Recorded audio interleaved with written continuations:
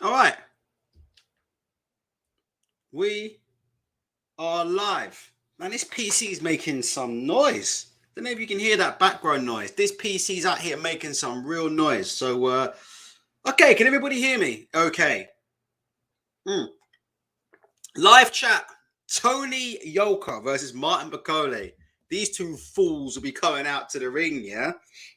In the best part of fucking 5 or 10 minutes. I've got Canal Plus up on my screen, and I'm currently watching the French boxing. Hopefully Tony Yoka passes the piss test this time. Because last time I heard Tony Yoka did a piss test, I heard his piss came back looking like... I heard Tony Yoka's piss be coming back looking like Incredible Hulk colours and shit. Last time Tony Yoka did a piss test. Hearing this man piss green and shit. Hold on 1 second. I'll show you about Tony Yoka. Tony Yoka's test. Look. Last time Tony Yoka did a dope test, I heard Tony Yoka's urine sample coming out, yeah? Looking like this. Looking like something out of the Incredible Hulk and shit. So hopefully them boys both, hopefully everything's clean and a fair fight. Bakole and Yoka will be on imminently. Coach of the year, by the way, before we go into other news, if Martin Bakole beats Tony Yoka, Billy Nelson's the coach of the year. Simple as that. Simple as that. If Martin Bakole beats Tony Yoka, that makes Billy Nelson the Ring Magazine coach of the year. Because if you look at the two biggest wins of the year, was Thor against Eddie Hall, and now Bakole versus Yoka. So let me tell you something. If Bakole comes through and fight in flying colours, like I'm expecting him to, I don't want to hear no talk about Billy Nelson is not the best coach in boxing. Worldwide, yeah? Worldwide. Maybe one day, if Canelo's looking for a new coach, maybe Canelo can bring Billy Nelson into camp. I think Billy Nelson will show Canelo things he's never seen before. It is what it is. Right. Let me do a shout out quickly to this boy here, this legend, King Rack, yeah? Shout out to former boxer Rakeem Noble, who's got one of the most popular boxing Twitter accounts out in the UK right now. You can follow Rakeem Noble at boxstory_RKM. You can see it on the page there. Shout out to Rakeem Noble.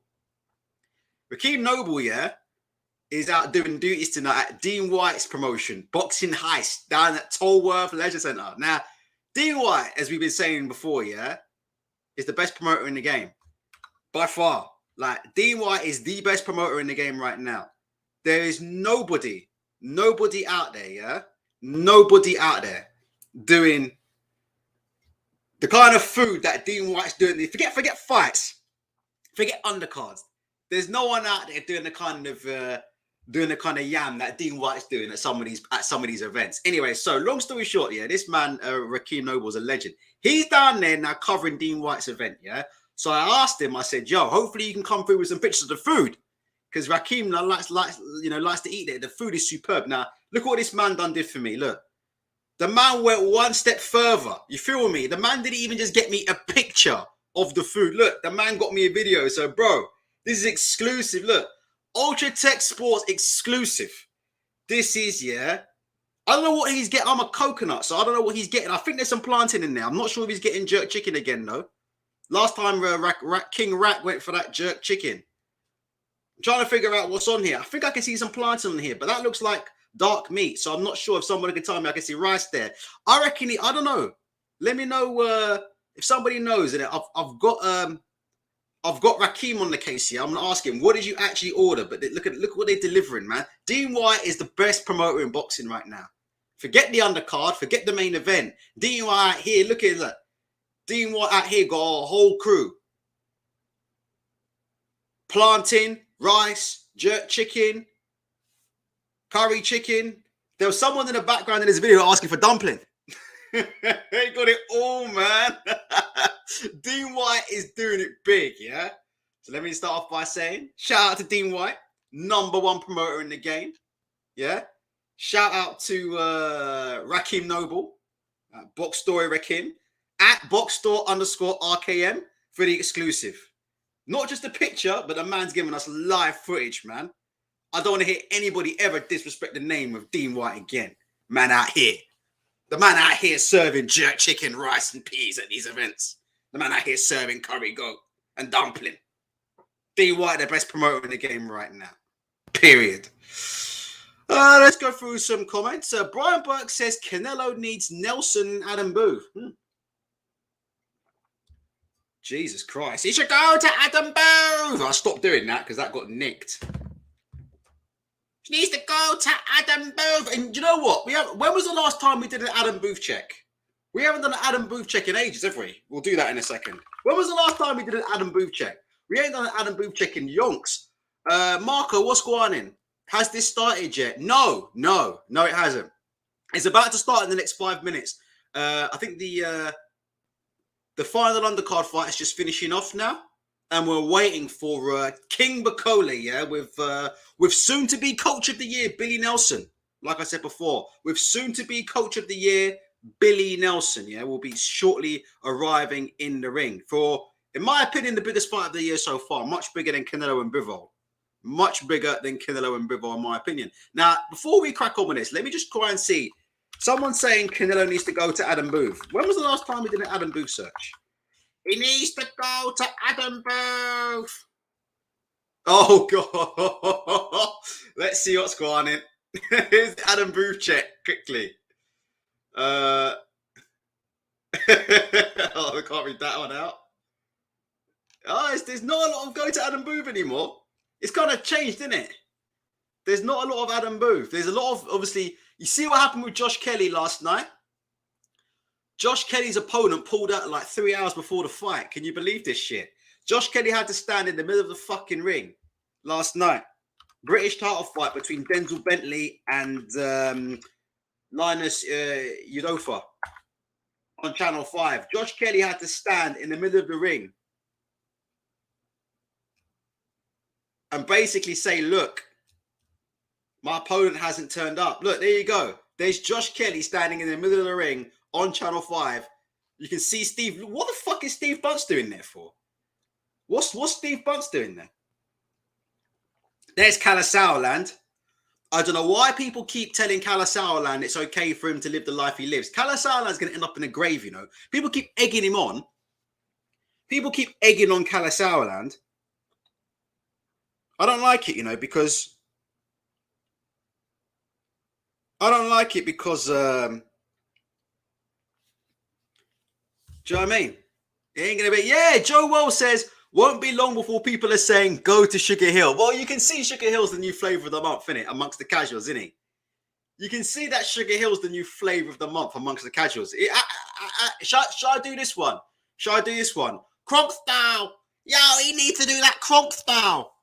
You know, that's what he needs. Like, if you heard this from AJ, AJ needs that Kronk style. Like, AJ needs that Kronk style to be Usyk. You're going to hear a lot of that in the run-up to the Usyk fight, which is getting announced this week, apparently. Eddie Hearn's claiming that fight. 9 months in the making. This fool Eddie Hearn finally claiming that we're going to see Usyk versus AJ. Finally, 9 months in the making. So we'll have to wait and see. You know what I mean? We'll have to wait and see. Sorry, I'm just checking my tweets in a minute. I'm trying to get the lowdown from Rakeem on what he actually ordered, boy. Beautiful stuff. Superb footage. Right, let's have a look. TMT says, yeah, go to Boom. Oh, my God. I would never go to a coach who looks like that. To be fair to Bomac had 30 fights. But still, I don't give a fuck. I'm not trading with a coach who looks like that. Period. Sorry. It's ridiculous. I'm not going to a coach who looks like that. Period. Right. Richard from Twitter is saying about Josh Kelly. That was for show. They knew he wouldn't fight because Kelly came in overweight and both tried to bully the opponent into fighting anyway. Well, if you listen to Adam Booth, Richard from Twitter, spreading lies about people, let's have a look at what Adam Booth's got to say about Josh Kelly making weight last night. To clarify, Josh Kelly did not come in overweight. More than 2 weeks prior, I agreed with the promoter at the weight of 157 pounds for Josh. The opponent was told then about the weight.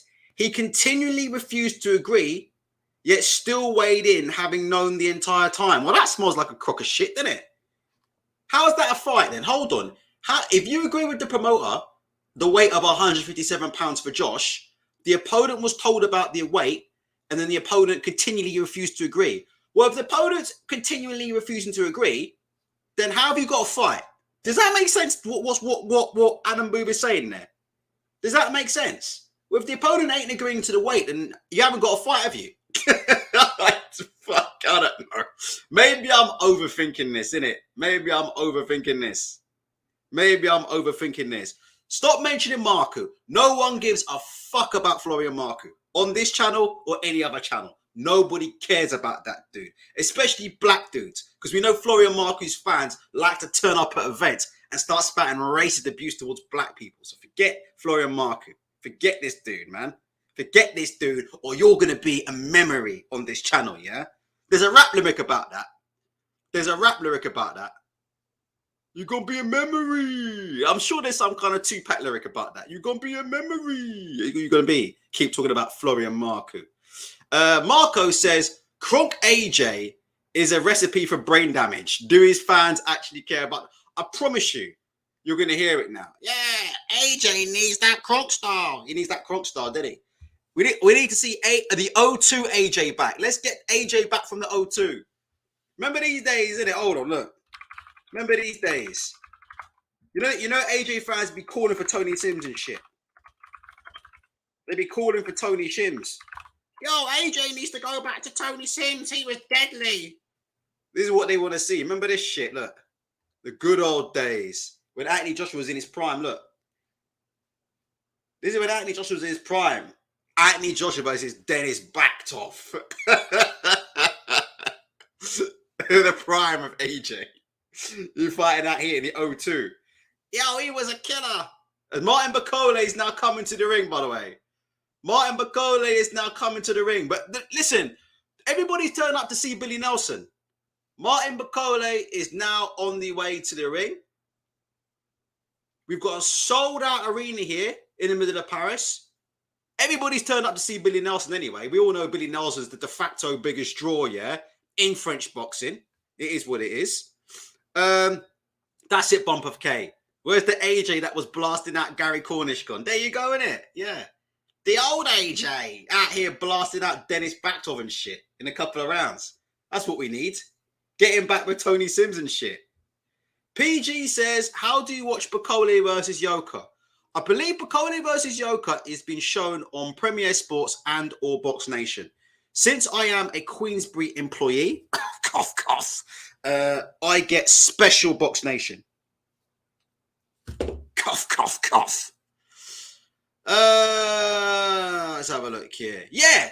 So, yeah, Josh Kelly. Yeah. What do you guys think? Yeah. Adam Booth talking out of his hind there, isn't he? If the opponent's continually refusing to agree, then how do you have a fight? And then someone is this guy ever? Oh my God, here we go. Look at this guy. What? 157? That's fucking middleweight nearly, Adam. It's dangerous. Josh should be making weight like a pro, not coming in at 157. That's ridiculous. Do you know what annoys me? Can I quickly say this? The only thing that annoys me more, right, than Adam Booth's tweets is people who have never made weight telling fighters to make weight. That fucking gets me every time. He needs to be making weight like a pro. Have you ever made weight in your life? If you haven't made weight, you don't know what you're talking about. Simple as that. It doesn't mean you're unprofessional. Make weight like a pro. Making weight is hard, and I've seen that firsthand. I've never had to make weight because I'm not stupid enough to fight. I am stupid enough though to spar with 90-kilo people, which is what I've been doing this week. Not hard, obviously. They weigh 90 kilos, but I've had 2 runarounds this week with big blokes. One was 90, one was 100, and one was 95. So I've had my fair share of jabs this week, and we're not talking about vaccines either. All right, yo.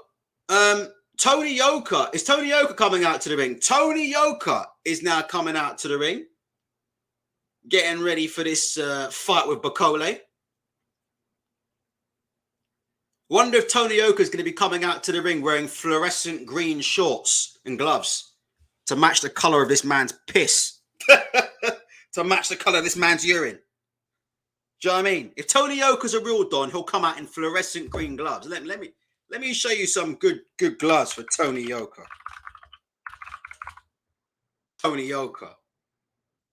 Tony Yoka needs to be wearing these gloves. Look, these are perfect for Tony, these ringmasters. Do you know what I mean? Blending with the color of his urine. Tony Yoka's on the way to the ring to fight Bakole. It is what it is. Lamb Chop says that Martin fight was the worst thing that could have happened to AJ. I think he could have done with another year or two of building rather than facing world level opponents for title defenses. Well, you know how it goes, innit? You know how it goes, the Matchroom way. Get them a world title and then they're still learning. We're still learning. I don't know. It is what it is. Listen, Oscar De La Hoya, I have to be honest and real with you, yeah? Oscar De La Hoya laying into Eddie Hearn, which, let's be honest, we all know it's a coke-fueled rage of jealousy that Eddie Hearn's promoting Canelo. But Oscar De La Hoya on Dimitri Bivol, UD Canelo Alvarez. The fact that the promoter of this event pushed Bivol on Canelo, it was the dumbest move in boxing history. It's not knowing boxing. It was the stupidest move. I would never have allowed Canelo to fight Bivol. Look, I'm not going to blame Eddie Hearn for that because pretty much everybody thought Bivol was going to be a walkover. Well, okay, there were some people who quote unquote know about boxing, all right? But for the most part, yeah. Look, a lot of people thought Canelo was going to find it pretty easy to get rid of Bivol, all right? And so I don't think it's right to just sort of lay into Eddie Hearn straight after the fact. With a bit of hindsight, lay after the fact. What do you guys think about that? Eddie Hearn's matchmaking for Canelo. I mean, one thing about De La Hoya is obviously one of the greatest boxers that's ever lived. So Oscar De La Hoya, if there's anybody that knows about styles and how styles gel and how styles match, it's Oscar De La Hoya. People forget that about Oscar De La Hoya. Oscar De La Hoya, I know he's seen as a bit of a clown, yeah, as a promoter. Oh, here we go, round one, Bakole and Yoka. My bad. Who do I think is going to win? I'm going for Bakole by knockout, probably round 2 or 3. Bakole's too much. Honestly, I think Bakole is probably the de facto best heavyweight on the planet. And recently, he's been putting in the rounds with Tyson Fury. Bakole looks quite big. Looks like the bigger.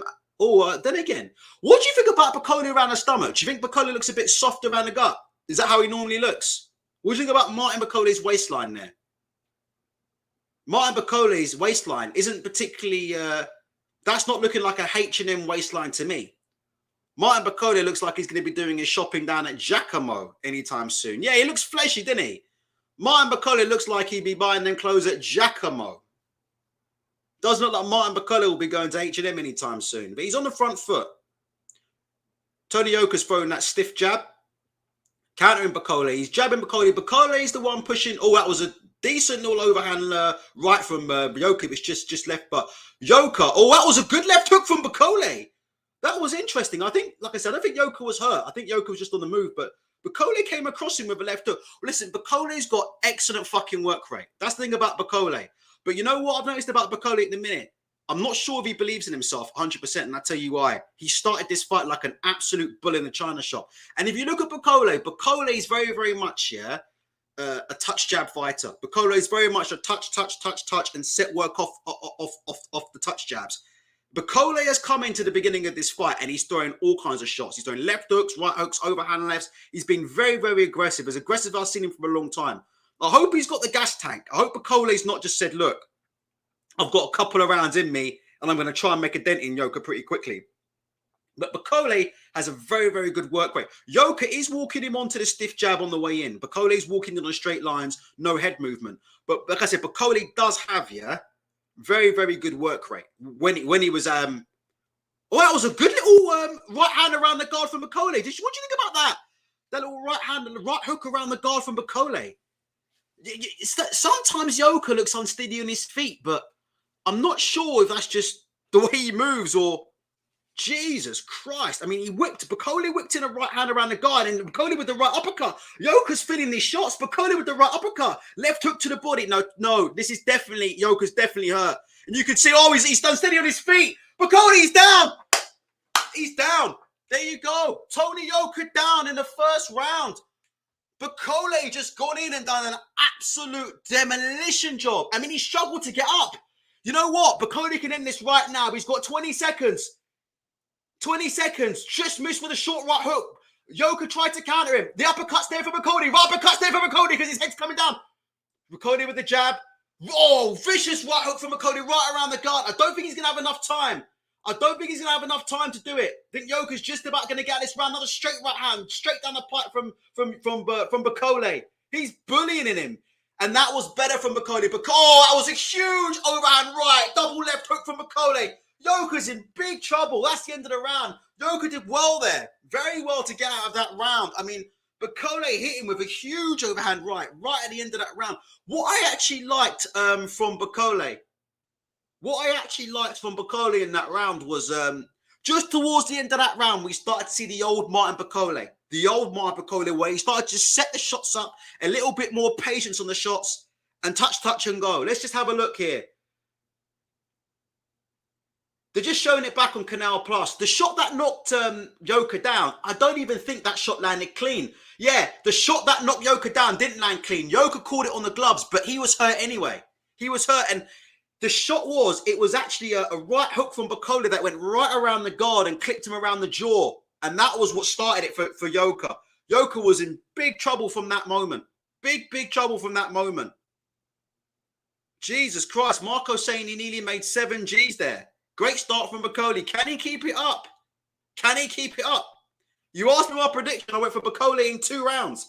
Let's see.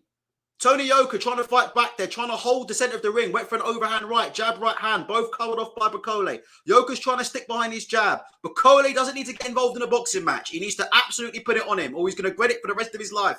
He's going to regret it for the rest of his life. Bakole is absolutely... Oh, that was a huge left hook from Bakole. Oh, my Lord. Bakole timed him with a massive left hook. Jesus Christ almighty. Yoka takes it. He's strong.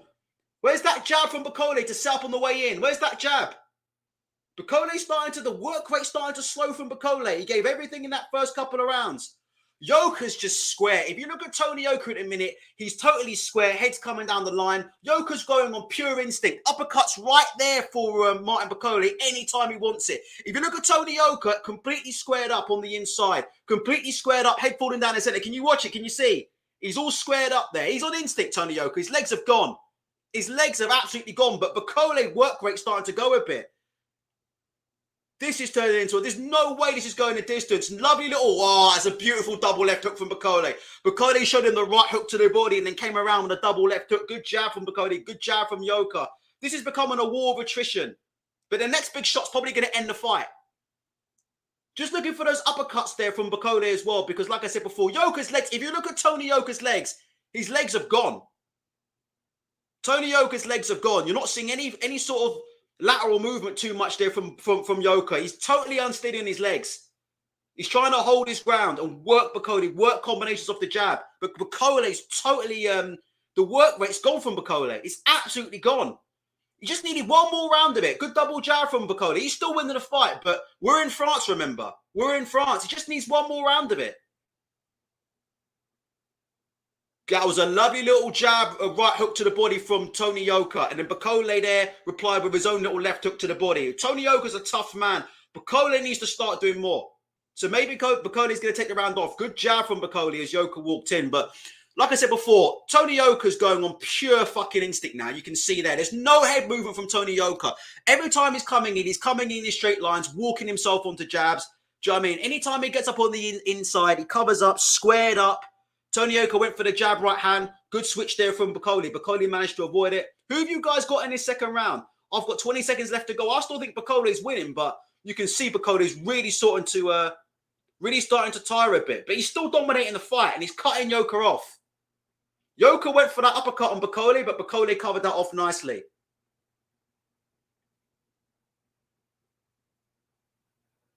Tony Yoka there went for a straight lead right hand.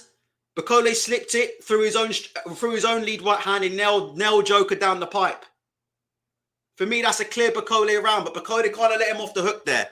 Yeah, that's fine. Listen, heavyweights don't need to have big, tall heavyweights don't really need to have too much head movement, in my opinion. You know my opinions on this. If you're tall, fight tall. Bakole can end this fight.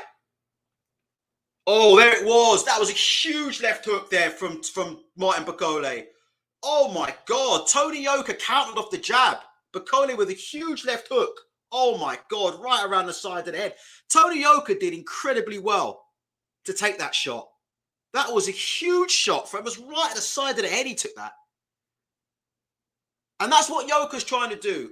Yoka's now trying to stand his ground, and he's trying to just work Bakole into that jab, and throw right hands off it. And he threw a good right hook off the jab to the body, Yoka, and occasionally looks to throw that little overhand right off it as well. But Yoka's just trying to get back to the jab. That's what Yoka's doing.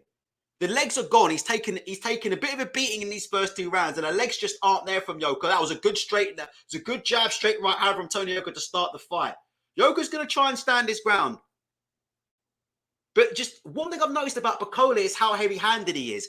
Bakole is literally moving Yoka around the ring with these shots. Can you see that? You see when Bakole threw that right hook to the body? I mean, Bakole literally is moving Yoka around the ring. I mean, Bakole, this is what you call heavy-handed. If you've ever been in the ring, this is what you call when someone's actually heavy-handed, where they're punching you and they're moving you. Even when they're punching, they're hitting gloves, you're covering them off, and they're literally knocking you about the ring. That's what you call heavy-handed. Bakole's heavy. In more ways than one. Good right hook to the body. Good right hook around the guard from Bakole. And you can see what Yoka's trying to do. Yoka's going to try and stick it in there because he doesn't think Bakole can keep this up.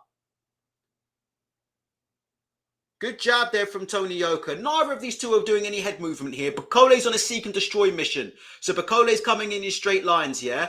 Trying to work off shots. And, Bakole's throwing a lot of lead hooks at the minute. A lot of lead hooks, right hooks, left hooks to the body. Good double jab there from Bakole as I say that. Another little jab from Bakole. Good jab from Yoka of his own. Yoka's nose is busted up. So you can see it's like Yoka's nose or his left eye. I think it's his left eye is busted up. His left eye's cut. And Bakole just double jabs him on that left eye. Still a Bakole round. Tony Yoka tried to lead in there with an overhand right, and Bakole saw that a mile away. Do you know what I'd like to see from Martin Bakole? Just a little jab to the body from Bakole if possible. Just to see a little jab from Bakole. Just to see a little jab. Again, Tony Yoka there led in with the lead right hand, and Bakole saw that coming. There's no, that was a good jab from Bakole. Snap Yoka's head back. And he's still a demolition job for me, this. Still a demolition job. He's really breaking down Yoka. I like to see Bakole look for that jab right hand to the body. There you go. Bakole look for that jab right hook to the body. The jab right hook to the body is there, but Yoka's starting to get broken down behind the jab. That was a good jab left hook from Tony Yoka. Caught Bakole clean, but Bakole ate them shots up. But you look on the inside how Yoka the footwork goes to pieces. Anytime they're on the inside, Yoka covers up on that high guard and he squares his feet up. And I don't like that. Especially when you've got a guy like Bakole who's very, very heavy-handed, knocking him around with left and right hooks. You need to have a stable base, as the great Ben Davison would say. You need to have a good stable base. And anytime they get on the inside, Yoka's got no stable base because he squares his feet up and he covers up in the way he does. And, Bakole's going to be knocking him in and around, knocking him off balance anytime they got on the inside. Superstar Donick says Yoka's got no clinch game. That was a nice jab to the body from Bakole. I want to see more of that from Bakole. And if you work that jab to the body, the right hand to the head will come. That's just one of the most common things in boxing. If you can work that right hand if you can work that jab to the body, that was a lovely little double left hook there from Bakole. It was a jab, left hook. Listen, Yoka's getting beaten up in there. There's no two ways about it. But, Bakole, I like to see that little jab to the body from Bakole as well, because like I said before, you jab to the body, and you get the opponent looking for that jab to the body, and the right hand to the head is a natural shot. Natural shot. Just looking at the replay here. Oh, and Bakole just whipping them shots around the guards. Billy Nelson looking like $1 million right now, but I've already told you Billy Nelson the best coach in boxing. Round 3, how have you guys got it? I think there's no way Tony Yoka's won a round yet. We're into round 4. I mean, he's done well to stay in the fight. He's done well to stay in the fight. Let me get this up. If you're watching this, sorry. This is a good fight, man. Martin Bakole versus Tony Yoka. Tony Yoka, undefeated, Olympic gold medalist, on the verge of getting knocked out here. We'll see what Bakole's got in this round. I still think in the minute, Yoka's going to get stopped and get stopped in fashion. I think he's in big trouble in this fight. There's no real signs of life from Yoka. That was a lovely jab to the body. From there you go. You see Bakole now looking to jab to the body. But I thought Ultratech didn't know nothing about boxing. There you go. Bakole sees that now. See Bakole looking to just jab to the body. And he keeps throwing that jab to the body. The right hand to the head, left hook to the head is going to follow. Just keep touching that body. Keep touching that body. Good work there from Bakole. Yoka's on the outside. Yoka's got his legs back a little bit. Looks a little bit more springier on his feet. And Yoka's game plan so far has been trying to work Bakole into the jab. The problem is Bakole is walking through everything he throws like a brick. I mean, Yoka's thrown a couple of nice combinations. I mean, that was nice from Yoka. A little jab, right hand over the top, left hook to the body, and the left hook landed. But Bakole just said, yeah, give me more. And just putting the pressure on him. And like I said before, if you look at these shots that are hitting Yoka, these are heavy. I mean, Yoka's been knocked off his feet by these shots. Just watch. Even the shots that are hitting gloves, Yoka's been knocked off balance. Knocked off balance by these shots. So Bakole is very heavy in there. Very heavy.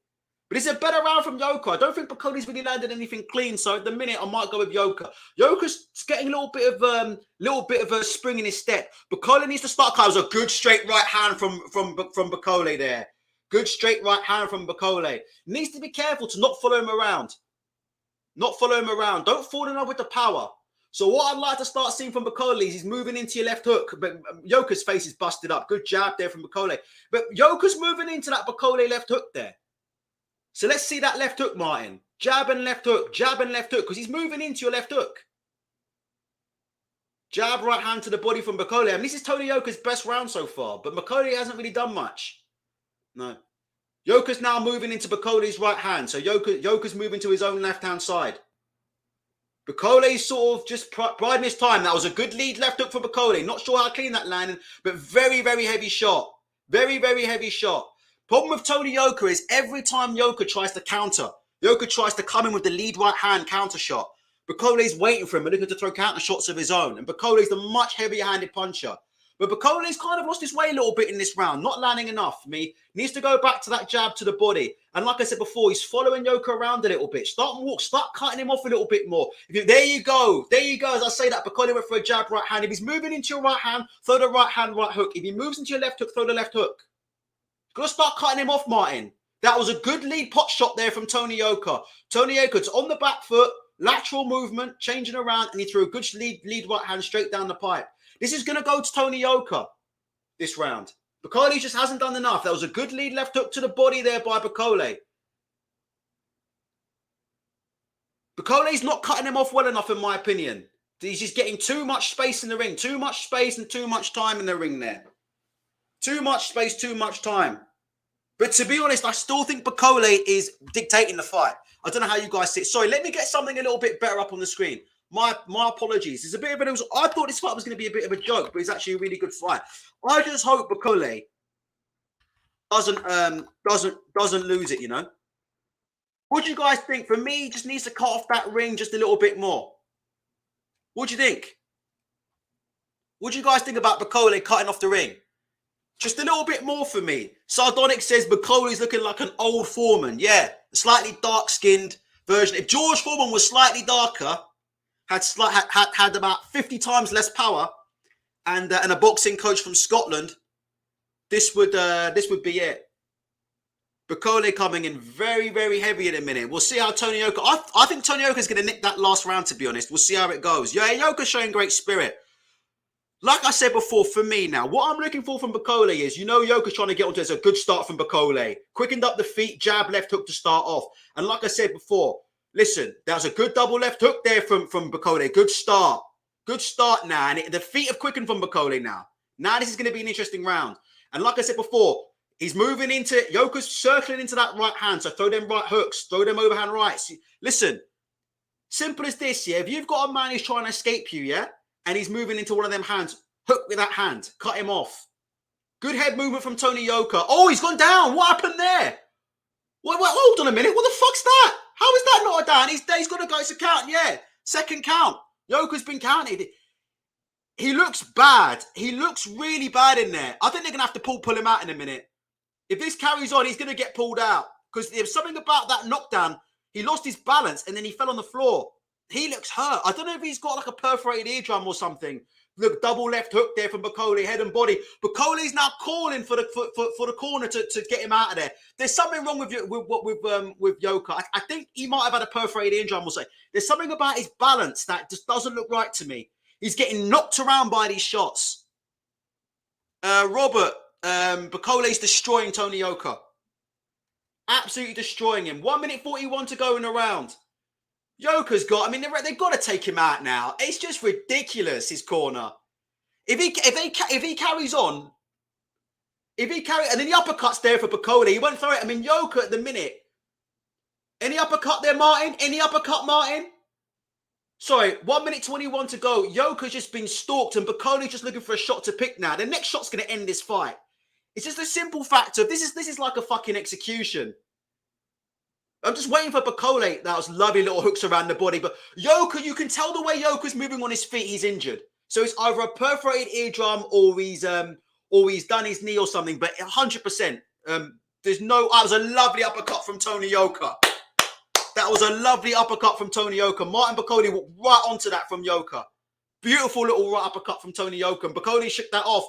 Good jab from Bakole. But there's no way Tony Yoka's going to win this fight. He's got no balance. If you look at his feet and the way he's moving around, you can see him there at the end of that round. Look, 30 seconds to go. The rope's almost keeping him up. There's no way he can win this fight. There's absolutely no way. And if they leave him in there to take this kind of beating, this is going to be the end of Tony Yoka. You can tell. It's either his knee or he's got a perforated eardrum. Can you see there at the end of that round, round 5? You can see when Tony Yoka tried to pivot and circle off, he's got no balance. He's all over the place. He is absolutely all over the place there. This is like a fucking sustained execution. What do you guys think? What do you guys think? Bakole with a double jab up close. I mean, Bakole should have ended this now. This is brutal. Lovely little left hook by Bakole. I'm trying to figure out what's going on with Yoka. Yoka's got no balance. I want to see him get back to the corner. See how he turns in that seat. What do you guys think? Dan Burrell says, I think it's his ankle. So he's injured. He's got absolutely no balance. And you see Bakole just knocking him around. You're right. It's a great spot. It's his right ankle's gone. Well done, Dan Burrell. Great spot. Tony Yoka's right ankle's gone. And you know what the funny thing is? El Boxio. Yoka's always move funny. Man, what the fuck are you talking about, man? His right ankle's gone. You can see it on the replay. You know what the funny thing is? I've got Achilles problems myself. I've been training 6 out of 7 days this week. My Achilles is dreadful. And I'm going to need physiotherapy on it, right? But I don't know what Tony Yoka's happened, but is his right Achilles? Oh, Virgil Hunter's in the corner. Oh, surprise, surprise. From one fucking moron to another. There you go. So why the fuck is Tony Yoka still in the ring? Oh, because the fucking Virgil Hunter's in the corner. Virgil Hunter, who's never fucking boxed a day in his life. Okay, right, rounds 5 and 6. Tony Yoka is braving it out on a busted right ankle. Bakole's jabbing him to start off the 6th round. Bakole's landed at least 3-4 jabs to start off the 6th round. Sorry about the pictures in a minute, guys. I'm just absorbed with this fight. This is a valiant effort from Tony Yoka. Goodbye, Ben Chambers. Go somewhere else. Nobody wants you or your subscription on my channel. Go away. Martin Bakole is absolutely dominating this fight. Tony Yoka should have been pulled out about 2 rounds ago, but for some reason, he's got a bunch of sadists in his corner who somehow think he's going to win this fight. Does anybody here think Tony Yoka can win this fight? Short of one of the biggest robberies in the history of boxing, does anybody here think Tony Yoka is in a position to win this fight? He's injured, he's unsteady, he's unbalanced. There's no power in his shots. Bakole's taking them shots and walking through them. And Bakole, and look, you can see Yoka is so unpleasant to watch because every time Bakole hits him, he's knocking him around the ring. He's got no balance. He's been beaten around the ring because he's got no base. He has got absolutely no base in there. He's got no base. And I don't know why Virgil Hunter's left him in there. Now, if you look at this, Yoka's right leg is his back leg. Now, guys like Shadow Projects Limited, who have actually been in the ring and had fights, will know this. Is there a worse leg to injure Shadow Projects Limited than your rear foot? All your power, all your balance. Oh my gosh, Bakole, jab, right hand, left hook, right hand, all landing on him. Is there a worse foot to injure than your back foot? Your back foot's where your power comes from. That's where your base comes from. That's where your base comes from. Yeah? A lot of your base comes from your back foot. You put a lot of your weight on your back ankle, and that's your anchor. And that's where you twist off and generate your power from. Twist your hips. You twist your hips and you use your back foot to stabilize where you twist your hips. That's where the power comes from. That's where the balance comes from. You see, Tony Yoka threw an overhand right and nearly fell over. He's got no balance, no legs. But fucking Virgil Hunter is allowing this man to sit in the ring and take punishment from a lot heavier man. Let me tell you, Virgil Hunter is an absolute fucking disgrace. He's a disgrace, in my opinion. He's a fucking disgrace. This is now round 6. He's lost every single round and he shouldn't be in there. Get fucking furious seeing this crap from some bullshit coach who never fucking boxed. This clown. I would never let somebody who's never done rounds in his life coach me. Never. Sorry about that. I'm fuming watching this because you see a guy who is clearly not right. And Tony Yoka's brave. I mean, no one should ever question Tony Yoka after this. I mean, the man is brave. But he's 6 rounds down in a fight. It's time to call it a day. As Tony Yoka there double jabbed his way into a short left uppercut. Oh my God, Bakole there hit him with a double overhand right. The referee's nearly stepping in. It's just so embarrassing to watch. So embarrassing to watch this. What do you guys think? Press 1 if you think I'm right, that Tony Yoka needs to be pulled out right now, or press 2 if you think I'm wrong. What do you guys think? Honestly, I don't mind. Just give me your opinion. I think it's embarrassing what's going on. Sorry about the... Sorry, let me get a good... It's so embarrassing to watch this.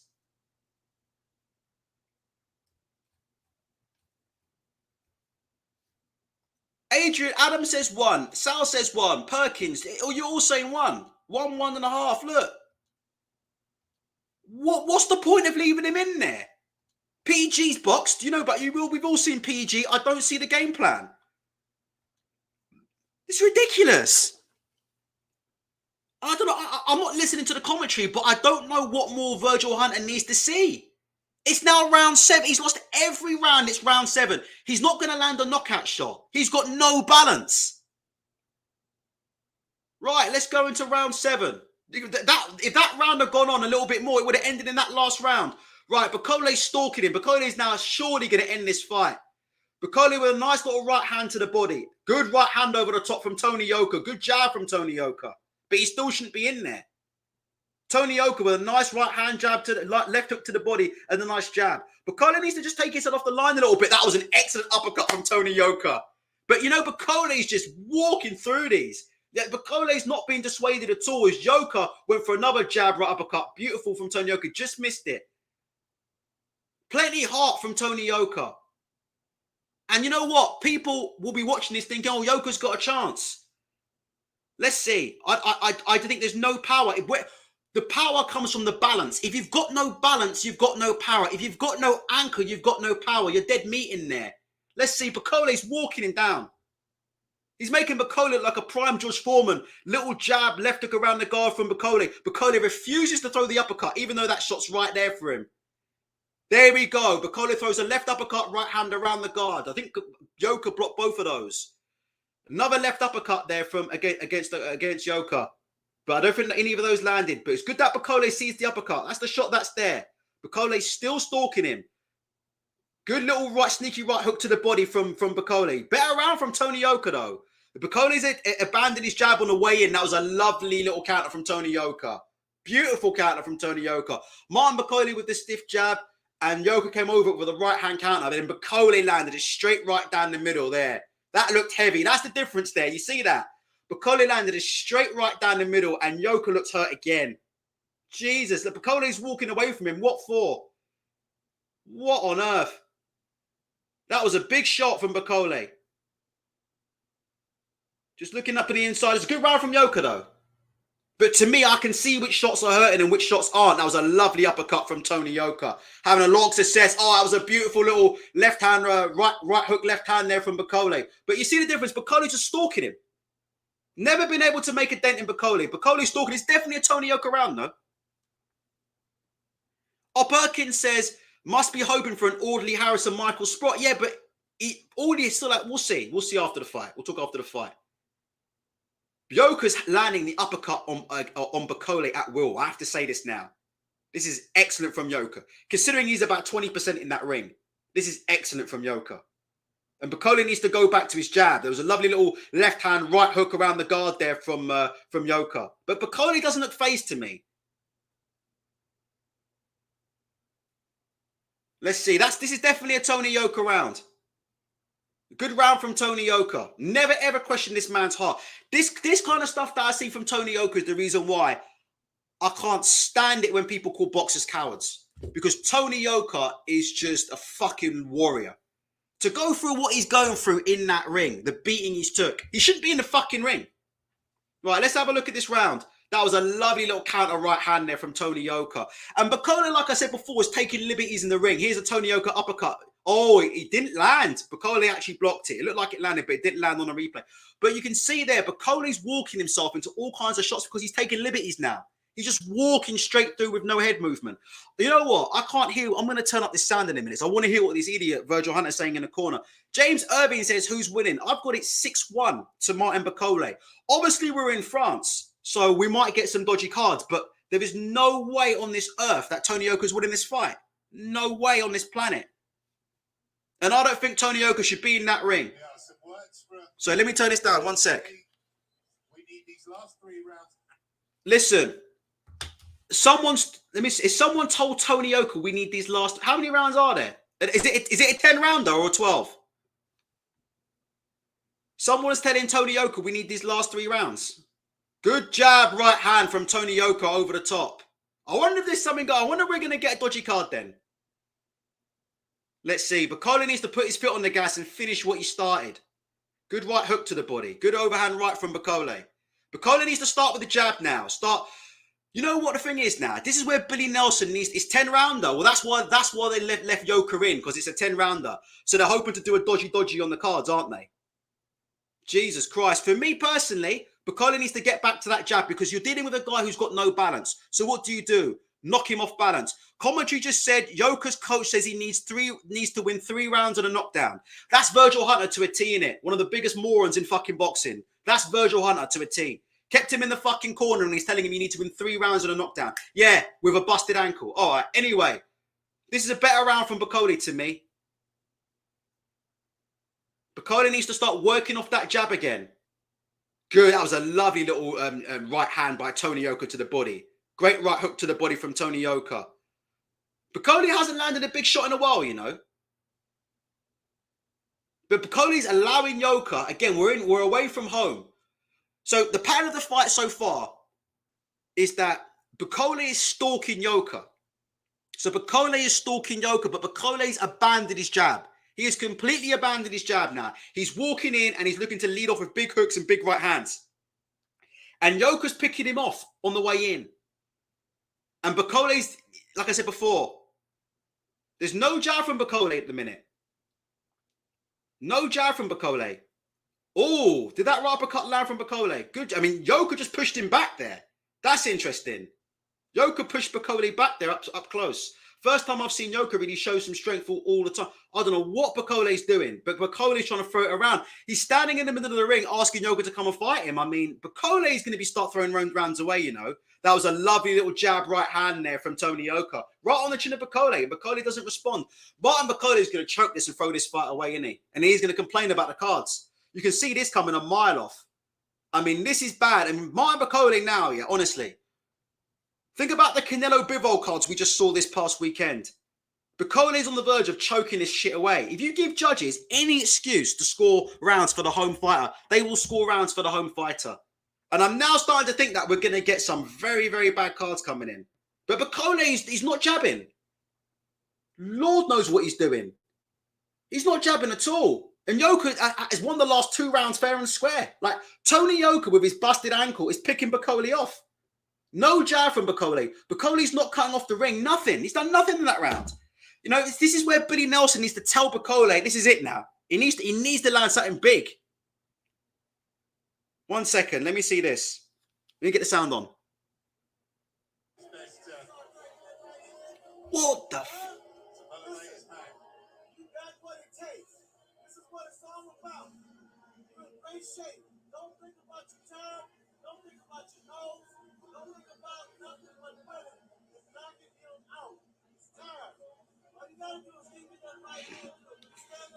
Can you hear this clown, Virgil Hunter, in the corner? Did he say, don't worry about your tear and don't worry about your nose? Did I hear that correctly? Yes or no? Did he say, don't worry about your tear? Don't worry about your tear and don't worry about your nose. As in you might have an ankle tear. Yeah, look at this. Yeah. You're in great shape. Don't think about your nose. Think about winning. And they need to run Virgil Hunter out of boxing. This guy's, I'll talk about Virgil Hunter in a minute anyway. Anyway, Tony Yoka again. Jab right hand to start off. Yeah, because he talks nonsense. Simple as that. Oh, that was an uppercut there from Bakole, but he just clipped Yoka. Knocked his head back there. We'll talk about Virgil Hunter at the end of this. Bakole absolutely needs to put it on him now. Because if he doesn't, I think we're going to see some dodgy cards. Sorry about this. Martin Bakole is now round 9. Martin Bakole has completely abandoned any form of jab. He busted and brutalized Tony Yoka in them first 6 rounds. Tony Yoka should have been pulled out. Tony Yoka suffering with an injury. We think he's torn something in his right ankle. Maybe he's done his ankle ligaments or done something. Tony Yoka's showing heart of an absolute champion at the minute. But Bakole, like I said before, has given up on the jab. And Yoka's using the hand speed now to beat him to the punch. Bakole looks a bit fleshy around the waist anyway. And, he's still continuing to walk into Yoka. Yoka's beating him to the punch every time he steps in with the faster hands. Pure hand speed. Yoka with a jab to the body, overhand right. Or Yoka with the straight lead right hand and the right uppercut. Has been nailing Bakole for the last 2 rounds. Walking him into good eye-catching shots. And Bakole's still not doing much in this round. Still not seeing any semblance of a jab. And like I said before, you've got a guy who's hurt, injured, and clearly not got any balance in the ring, yeah? You've got a guy who's clearly got a problem holding base. You've got a guy who's clearly got a problem moving around. You've got an injured opponent. And Martin Bakole right now should be firing that jab, heavy jab, doubling up on that jab. That's how he'll get Yoka out of there. If he doubles, there's a good jab there from Bakole. If he jabs and doubles up on the jab, he'll take Yoka off balance and then he'll be able to find the shots because Yoka can hardly stand on his feet right now. Yoka's literally walking around the ring one-legged.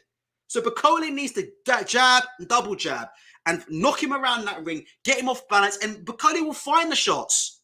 But he's not doing it. And he's giving himself every excuse. It's like Martin Bakole's it's like he's almost begging the judges, yeah, rob me if you dare. That was a good uppercut there from Bakole up on the inside, I think. I'm not sure. This is a better round from Bakole, to be honest. But like I said, we're in France. I'm not sure if it will be enough. Who have you got in round 9 so far? I've got Bakole just, but again, I think Bakole's won 6 out of 10, so I don't think there's a way for Yoka to win, but I think we're going to see something a little bit dodgy here.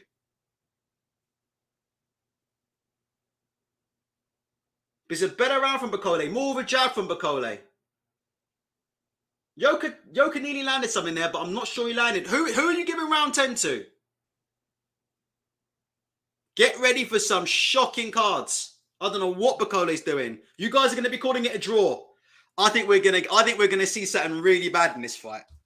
What do you guys think? And I think Bakole has only got himself to blame. How have you guys got it? I haven't really been scoring the fight too much. How have you guys got it? You guys, you've given that Boxio's given that around to Tony Yoka. I personally thought Bakole did enough, but that's my opinion. Who have you guys given that last round to? I'm looking on the commentary, right? I'm looking on the... Oh, one sec.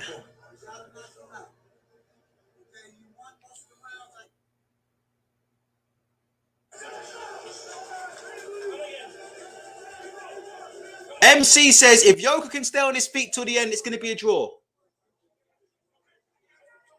Jesus Christ. This is going to be a draw. A lot of you guys are calling the draw. We're getting used to these bullshit cards, aren't we? Who do you guys think's winning the fight? We're in the final round. For me, Martin Bakole probably needs a big round here because you can sniff the dodginess coming. I thought Bakole did enough in the last round, to be honest. But again, we're in France, so you don't know what it is. I don't think Tony Yoka landed anything significant, and Bakole landed a good jab. Shadow Projects has got Bakole winning by at least 3 rounds. We'll have to wait and see. Again, Bakole's landing a good jab. He's got to give it everything in this round now.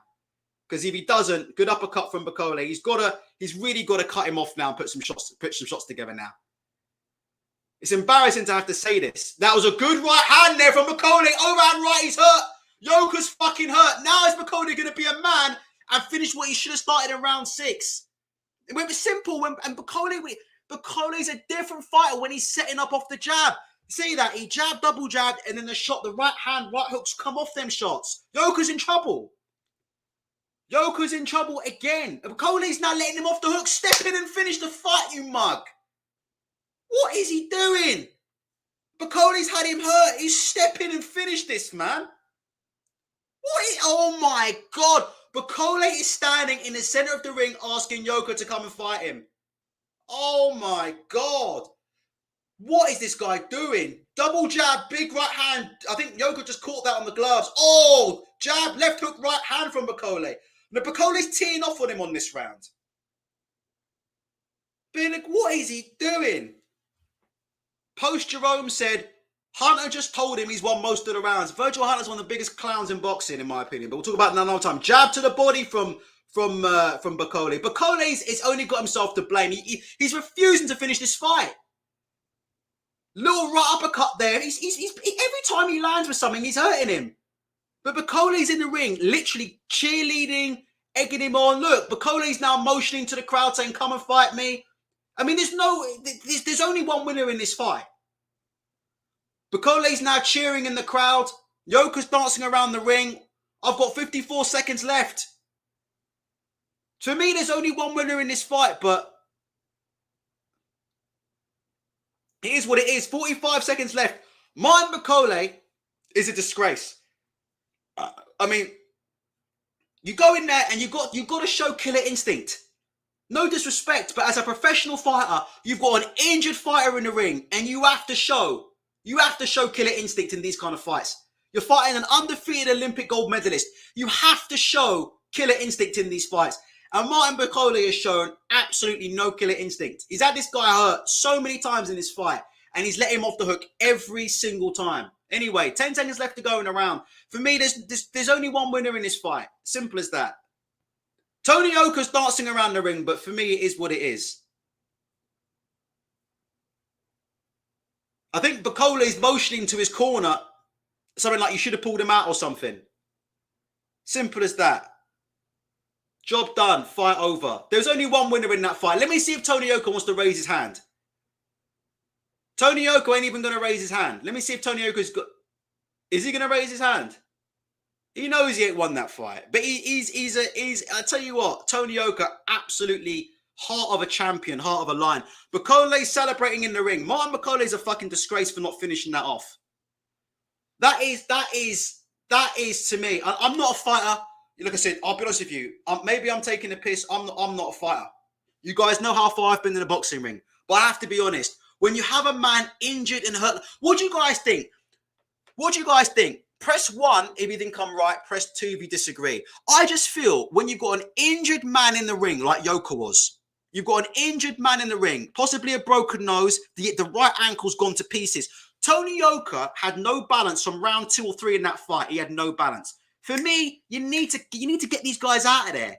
You know, and you know what it is? You know what it is? For Tony Yoka's own sake, I wanted to see him get out of there because I didn't want to see him take any more punishment.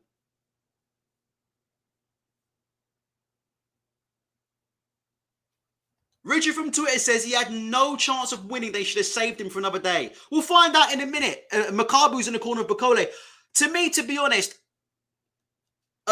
James, can you fuck off? Cheers. Thanks. We don't care what you have to say. Literally, you keep messaging me every 2 seconds. I don't care. I don't care what you have to say, mate. Mate, stop calling me mate. I'm not your mate. I don't even know you. Mate. Sorry, I'm getting a bit wound up here. Because you know what it is for me? Do you know what winds me up? Seeing fighters take needless punishment. Sorry, that's why I'm upset. If people wonder why I get upset, I don't like seeing fighters take punishment that can not, I don't want to say career ending, but fights like those can affect a fighter for the rest of their life. Does that make sense? Is that a fair comment from me? So I don't like seeing guys take punishment like that. I don't like seeing guys take punishment like that in the boxing gym, and I don't like seeing guys take punishment like that in the ring. I'm just being honest, guys, and I apologize if I'm being a bastard, but that's what it is. It's not because I think I'm a tough guy. It's because I don't like seeing guys taking punishment. And you've got a guy who's got half an ankle, who's injured, who's struggling to stay on his feet. That second knockdown that that second knockdown that Yoka took, yeah? That second knockdown that Yoka took, he didn't even get hit with a punch. If you look at two, I think like, was it 2 out of them 3 knockdowns or whatever it was, Yoka wasn't even hit clean with a punch. He was hit on the shoulder or the arm, but he had no balance. And fucking, you know, he's been left in there to take a fucking pounding. Let's have a look. Here come the scorecards. Let's have a look. Let's listen to the scorecards once. Oh, I've turned the speakers off. Let's have a listen. 1 second, yeah? I'm an idiot. I've turned the speakers off instead of thing. There you go. That's 2 blocks. So it's 2 muppets who won't be commenting anymore. They can go and watch some. They can go watch some other channels. Oh, let me get these things. Can you guys tell me the cards? I can't hear the cards, please, because I've actually turned my speakers off instead of turning them on because I'm an idiot. Right, here we go.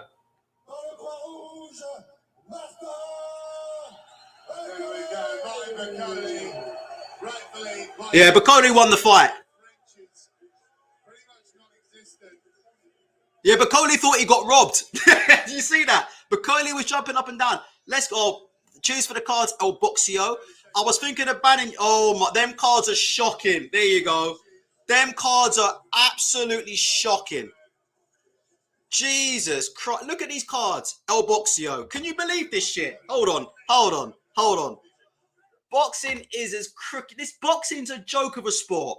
94. This is the reason why, yeah? This is the reason why I was so angry at Bakole for not going in and finishing the fight. Bakole is an absolute clown. Do you know Tony Yoka was 1 round away from getting a majority draw in this fight? Tony Yoka was 1 round away from getting a draw in this fight. Martin Bakole was clowning around in the ring, calling the clown. This is what I'm saying about. This is why I get so angry and so upset with the crap I've seen tonight. Do you know what you've seen tonight? You've seen in my opinion tonight, you've seen the worst of boxing. By the way, if you'd like to hit the like button, please hit the like button. We've got 230 people in here, and somehow we've got 45 likes. This tonight, what we've seen is the worst of boxing. All right, the scorecards are absolutely appalling. Those are some of the worst scorecards I've seen. Tony Yoka is a legend. He took a beating. No one's questioning the heart of Tony Yoka. The man's got heart. But to say that Tony Yoka was 1 round away from getting a draw with Bakole, boxing needs to be put in the bin. And Virgil Hunter is an absolute clown. Because guess what? He let fucking Tony Yoka run around on a bum ankle for 10 rounds straight and take punishment after punishment after punishment. And guess what? Yoka still didn't win. So a big shout out to Virgil Hunter who let Tony Yoka stand in the ring and take an extra 6 rounds. What did he take? Tony Yoka took an extra 4 rounds of punishment for nothing. Did he win the fight? No, he didn't. So big shout out to Virgil Hunter for leaving him in there with half an ankle and a broken nose. Sitting there. Do you see that last round? How much punishment Yoka was taking in that last round? Congratulations there to Virgil Hunter. Congratulations. Don Man says it's easy to knock a man out, but have you boast, son? First and foremost, I sparred today against someone 20 kilos heavier than me. Did you spar today? Yes or no? Give me the answer. I haven't boxed. I'm not a boxer, but I did spar out. Yeah, I did spar today against someone 20 kilos heavier than me. Wasn't a hard spar, but I put the head guard on and I sparred. Did you spar today, Don Man? Let me know. If you didn't, you're going to get a ban. Jack Donahue says his corner says he needed a KO going into the last round, but someone gives it as a draw. I know there's cards are, I don't know, but it's just the same Muppets. And it's the problem with boxing. You get the same old Muppets, yeah, who keep giving this crap a pass. Do you know what I mean? You get these same Muppets who keep giving this crap a pass. Apparently, I'm the problem. I'm the problem for saying that fighters shouldn't be in there taking unnecessary punishment. I'm the problem for saying that these cars are a disgrace. The same Muppets, the same old Muppets, and then they wonder why boxing's the way it is. Michael Bent says, "Wow, Martin Bakole batters Tony Yoka for a majority decision victory. Fantastic win to beat the Olympic gold medalist in France. Astonishing, one judge had it a draw." Daniel Campbell says, "So if Yoka didn't hurt his ankle in the 4th, he would have won." Fucking joke. And that's the thing, Daniel Campbell. Again, I'll say it one more time. The knockdowns, I think other than the first knockdown, a lot of those knockdowns, punches weren't actually landing clean on Tony Yoka. The man couldn't stand on his ankle and he was being knocked off balance. That's why the knockdowns were being given. Yeah. So it is what it is, isn't it? It is what it is. Lion 2. Oh, Jesus Christ. That's a ban just for asking stupid questions. SB Gaz says, far worse cards than Canelo Bivol. Boxing pisses and craps over itself for every turn. At least the right man got his hand raised. What do you guys think about Virgil Hunter tonight? What do you guys think about Virgil Hunter leaving Tony Yoka in there? For me, personally, I don't like to see that. But if you want to give your opinion, give your opinion. I don't like to see that, to be honest. I thought Yoka there was no, for me, obviously that we saw crooked cards, right? So maybe I'm wrong, but from an outsider who couldn't see the cards, right? There was no way Tony Yoka could ever win that fight. I mean, he was telling Tony Yoka he needed a knockout.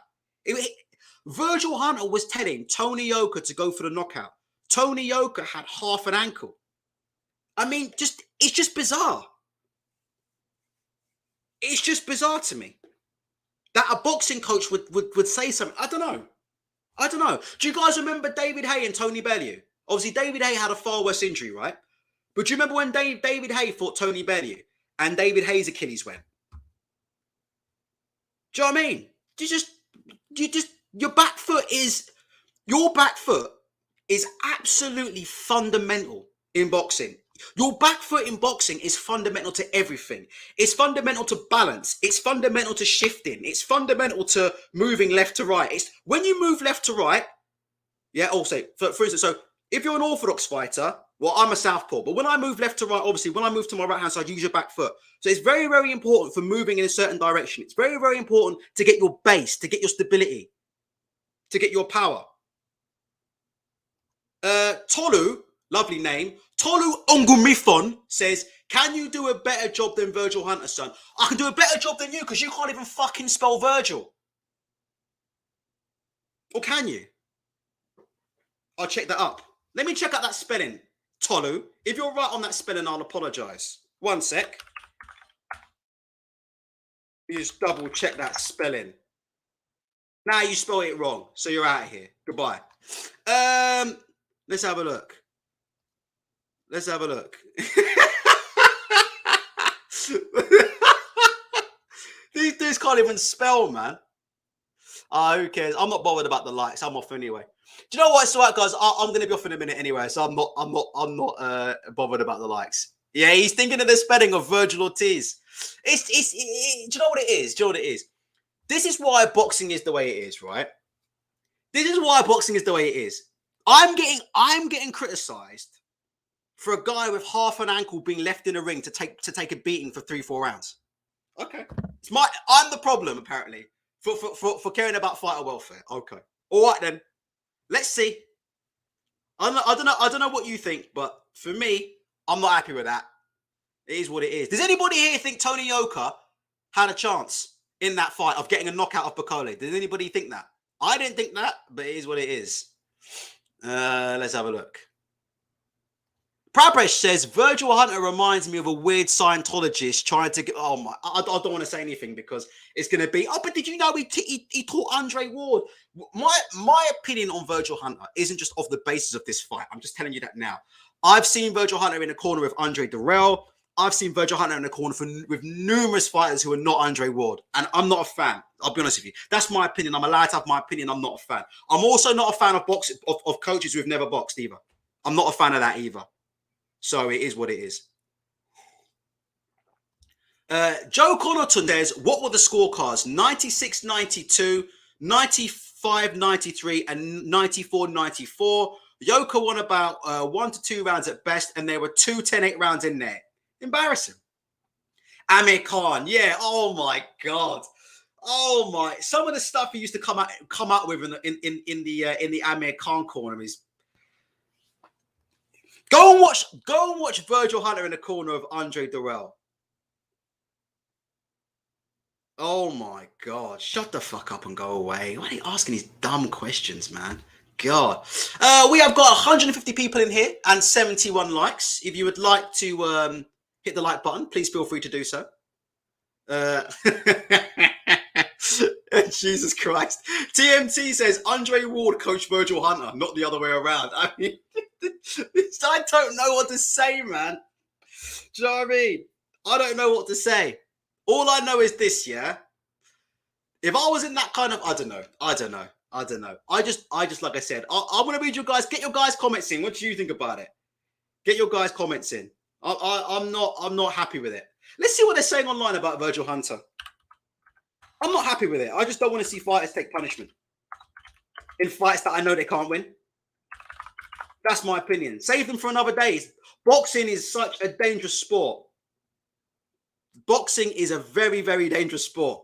And you've got dudes coming on here going, boxing's a very, very dangerous sport at all levels, man. Whether you're sparring like me in the bargain bucket, I'm a bum. I never come on and pretend I can fight. I'm a bum. But I'm not gonna lie. Obviously, I have a spar, but I'm shit. But it's dangerous. Even sparring at the level I spar at is still dangerous because anything can happen in the ring. I've seen people have their eyes sliced open from cuts. I've seen guys have their eyes sliced open from cuts. I've seen guys get knocked out unconscious in so-called spot. I've seen guys get flattened, man. It's dangerous. It's a dangerous game. I've seen guys injure themselves. I saw one girl once. She was doing light sparring Muay Thai out on the mats. Her arm got shattered and her bone came out of her arm. She was doing light sparring, Muay Thai, not even boxing, light sparring. Arm got shattered, bone was sticking out of her arm. No joke. People don't understand. It's a dangerous sport, man. Dangerous sport. So that's why, do you know what I mean? I don't like to see good fighters take punishment in fights where they're not going to win. That's my opinion. Let's have a look at these. These are the online comments on Virgil Hunter. Let's see what they're saying about that. Let's have a look. Billy Nelson just outwitted Virgil Hunter, and it's fantastic to see. Great performance by Bakole. Let's have a look. Virgil Hunter has consistently been the least productive top-level boxing trainer for like a decade now, really praying for Andrade Ward. How shit is Virgil Hunter? I'm not going to read that comment out. That is what it is. Let's have a look here. People are mentioning Virgil Hunter is completely lost. Can I ask you guys a question, honestly? And again, my opinion on Virgil Hunter is not just about this fight. I have had opinion about Virgil Hunter for a long time. What do you think about Virgil Hunter telling Tony Yoka to go and get the knockout? What do you think? What do you think about that? What do you think about Virgil Hunter telling Tony Yoka to go in and get the knockout? What do you think about Virgil Hunter telling Tony Yoka, then telling him he's winning the majority of the rounds? What do you think about Virgil Hunter telling Tony Yoka not to worry about the tear, which I think is in his ankle, and not to worry about his nose? Don't worry about your ankle. Don't worry about the nose. Go up. I don't know, man. Lucas Schmidt says, what else should he tell him? I think he should have told him, look, Tony, we're going to pull you out because you're in a fight with a much bigger guy who's hurting you every time he lands clean and you can barely stand on your own 2 feet. So I'm going to pull you out because you're not right, you're injured, rather than let you sit in there and take more head trauma for another 4 rounds. That's personally what I would have said. Do you know what I mean? What do you think about that, Luca? Do you think that's a fair comment? And the only reason I say that is because, do you know, in the past, we've seen fighters with one arm, yeah? And they've come back and actually won fights, right? We've seen fighters have one. Oh my God. Okay, he's not injured. I take it back, Luca. You're right. Tony Yoka had 2 good legs tonight. You're correct. Luca, you're absolutely bang on. There's a chance that Tony Yoka isn't injured. 100%. 100%. I don't know what I'm talking about. I just make this up as I go along, honestly. I just make this up. Honestly, I've never watched boxing. I've never stepped foot in the ring. I've never done anything. I don't know any. His ankles were 100% fine. Even when the replay showed his ankle buckling and then pulling at his ankle, must be a conspiracy. His ankles were fine. I just don't understand it. But I think, like I said before, the people that are making these comments, I'll be honest with you, with all due respect, I do question how much they kind of understand about the sport of boxing. Because if you've actually been in the ring and boxed, you'll know how important your back foot is. So the fact that we're having to have this conversation with people kind of tells you all you need to know. Listen, next time you go in the boxing ring, here's a plan.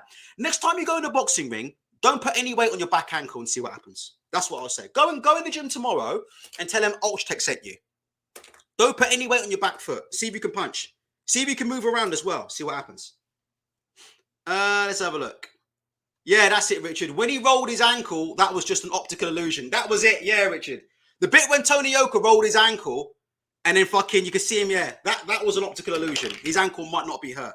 Virgil Hunter should have left him in the ring. He was fine. He should have been left in the ring. Leave him in there. He was fine. Marco says Yoka is near top level. Bakole was just excellent. It was what it was. I mean, Bakole, like I said before, came in very, very heavy-handed. And all I'll say, Marco, is this. The warning signs were there. When Yoka was being... And again, I would go back and watch the tape for anybody. The way Yoka was being knocked, he was being knocked off his feet. Early doors. He's been knocked off his feet with the shots. And I was like, why is that? Because he had no ankle. When you're in a ring with somebody and they're hurting you and they're hitting you on the arms and the body and they're literally taking you off your feet because you've got no balance. Do you know what I mean? At that point, in my opinion, there should be a question mark as to should you be in the ring or not. That's all I'm saying. I don't think that's controversial. But if you've got a fighter who's unable to stay balanced, if you've got a fighter who is unable to move right to left, I mean, in some of those rounds, particularly I think it was round 7 or 8, when Yoka was going back to the ropes, a couple of times the ropes were holding him up. And I agree, TMT. Yoka showed great mental though, no quitting him. 100%. Tony Yoka's a warrior. I'd never question that.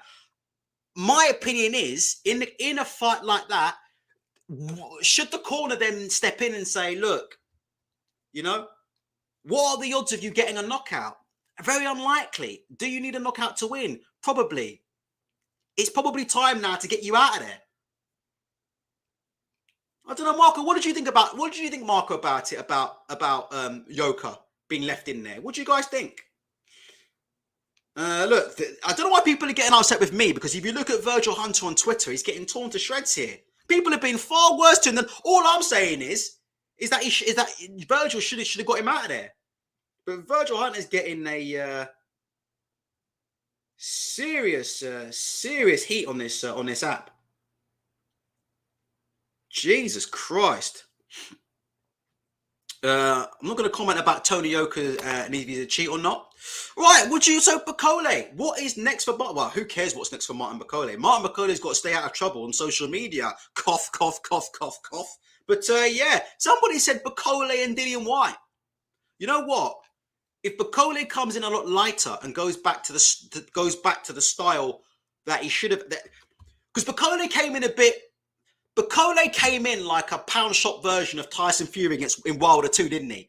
Bakole is normally a bit different to that. Bakole mixes up the shots, lots of jabs, lots of activity. Martin Bakole is actually a high output fighter. Martin Bakole has come out tonight a lot heavier, and he's come out, he's come out on a demolition job there. But the Bakole of previous fights, I like against Dillian Whyte. I think it's a bad style match. I'm not saying Dillian isn't the favourite, but I think the Bakole of old, where very, very active, lots of shots, lots of different rhythms, lots of different speeds. I actually think Bakole might do something in that fight. Marco says, I would have pulled him out after the 5th. The writing was on the wall after the 2nd round. Nah, Yoka's a warrior, Brian Murphy. Are you crazy? Listen, there's not one person watching this stream who could have gone through what Tony Yoka went through tonight.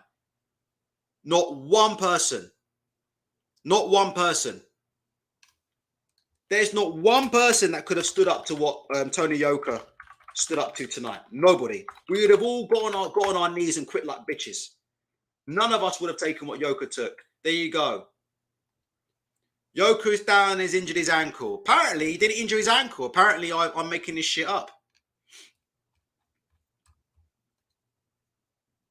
It is what it is. David says, Yoka is a warrior, but his team shouldn't have put him through that. Marco says, I think Bakole beats Whyte comfortably. Who do you guys think? Give me a name. Dillian Whyte or Bakole? I think you've got to make Dillian Whyte the favourite, because Dillian Whyte is totally different to Tony Yoka. Dillian Whyte is heavy, big, much stronger, much more powerful. Bakole is going to have a hard time bullying Dillian Whyte. Anybody would have a hard time bullying Dillian Whyte. What do you guys think about that?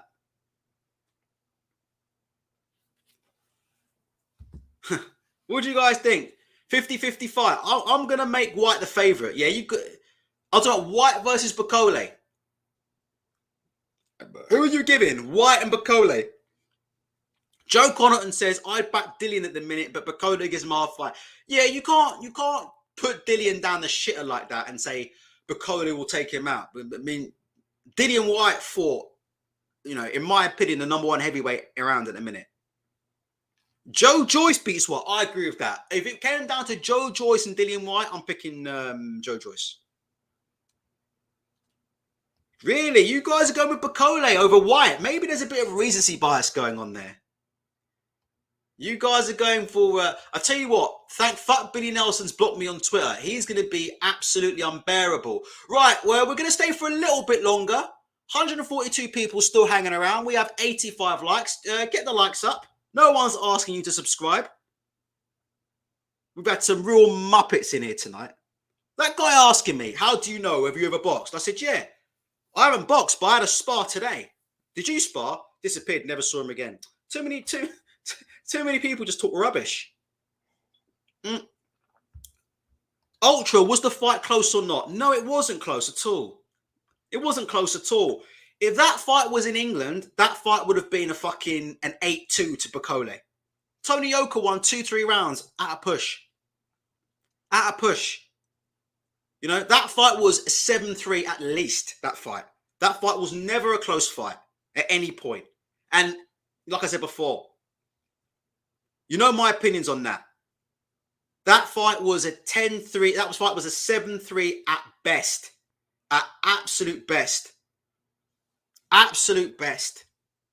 I think those scorecards are atrocious, but I'm being criticised for saying the scorecards are atrocious, and I'm being criticised for saying that certain coaches need to get their head in the game. I'm trying to think. Have fighters taken bigger beatings than that and been pulled out? Yes or no? I'm sure we've seen fighters take bigger beatings like that than the ones that Yoka took in them fights and been pulled out. We've seen that, haven't we? Am I hallucinating or not? Am I hallucinating? But don't know. We've seen fighters take bigger beatings than the. Let me ask you an interesting question. I could be talking complete rubbish here. So if I am, let me ask you, who was more hurt in this fight? Deontay Wilder in the second Tyson Fury fight or Tony Yoka in this fight? Who was more hurt? Wilder was hurt, but Wilder was still on his feet. Wilder still had some semblance of balance. He was hurt. But Yoka was hurt and injured for me. And that's what I found most disturbing about this today. Yoka wasn't just hurt from punches. He was fucking injured. He was hurt, man. Dude had no ankle. I don't know. To me, he was hurt.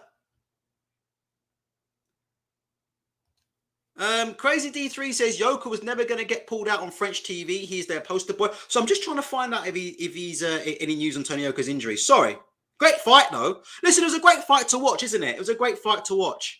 Right, we can move on and talk about other topics if you guys are interested. We can continue to talk about Bakole. But we can also talk about other things as well. We can talk about Eddie Hearn.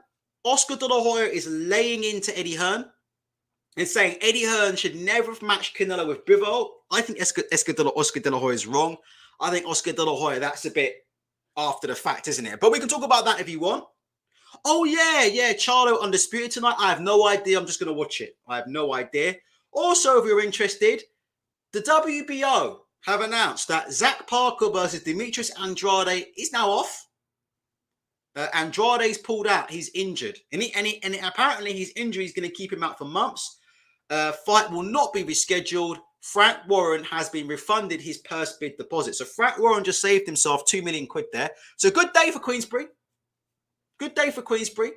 Denzel Bentley there going over to Channel 5 and doing the business. And then Frank Warren saving himself £2 million. Demetrius Andrade versus Zach Parker's off. Do you know, I absolutely fancied Zach Parker to stop Demetrius Andrade in that fight, you know. Honest to God. People say I'm crazy, but honestly, again, let me make it clear. I'm not saying I'm a tough guy. I'm not saying I've had fights. I'm not trying to be. I'm just giving you my opinion.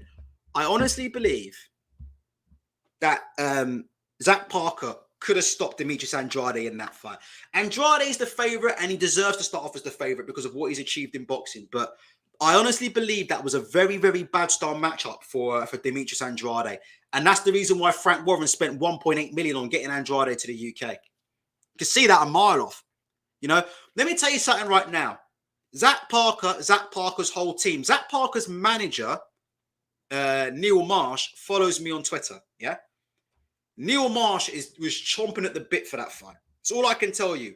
Neil Marsh was absolutely chomping at the bit. The whole of Team Parker, they thought Andrade was going to get stopped in that fight. So we'll see what happens. I thought Andrade, he might start well, but I honestly believe Zach Parker had something for him. And I think it's them left hooks upstairs and them left hooks to the body. But we'll talk about that another time. But Parker is huge for the weight. Huge for the weight, Zach Parker. He's a massive super middle, Parker. He's a massive super middle. So we'll have to wait and see. But yeah, very much disappointed. I was looking forward to that fight because I was going to... I was very, very much looking forward to that fight. Let's put it that way. So I think a lot of people are going to get egg on their face, thinking that, you know, Andrade was going to smoke Parker and that, you know, Parker was some kind of Euro bum. A lot of people are going to get left with egg on their face in that fight. And it's a shame that fight didn't happen. For me. Let's have a look. Yeah, I agree, Heretic. I'm gutted because I think, and there was a good, I'm not a betting man either. But I think if you're a betting man, there was a good opportunity to make some money there on betting because people who know in the know will know that Parker could have been real dynamite for Andrade. Could have really put it on him. We'll have to wait and see. Obviously, we've got Charlo and Castano tonight. We'll be watching that. So that's a damn shame for Parker. We'll see what happens. I mean, I don't know now. If Canelo fights Bivol, hopefully Parker can fight for the vacant title, right? If Canelo fights Bivol again in a rematch, which he will do. What do you think about Canelo? Who should Canelo fight next? Triple G or Bivol? Eddie Hearn wants him to fight Triple G. I like that fight. I think that's a better fight for Canelo than Bivol, but Canelo's a warrior, so he's going to want to go in there and recorrect it, isn't it? But I don't think there's anything wrong. And let me tell you something as well that I think I'll bring up. I mean, do you know people obsessed with pound for pound lists? Do you not think that people get a little bit too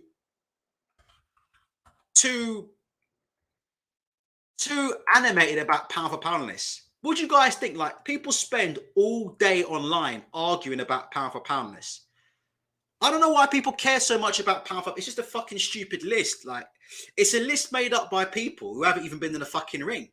People like Dougie Fisher and fucking Steve Kim. What do they know about boxing? I mean, they're only a bit of fun, but people get really, really wound up about these pound for pound lists. Now, I'll be honest with you. I don't give a shit about pound for pound lists. I think they're nonsense from top to bottom, you know? Top to bottom. But I tell you this now. Canelo Alvarez was the pound for pound number one, right? He lost one fight against a guy who was... Listen, Canelo could probably still make 160 out of push. You know? Maybe Canelo could kill himself and do 160. I mean, we don't know. I mean, 175 is not Canelo's weight. So you've got a guy like Canelo who takes on an undefeated champion, the weight class above, and he loses, right?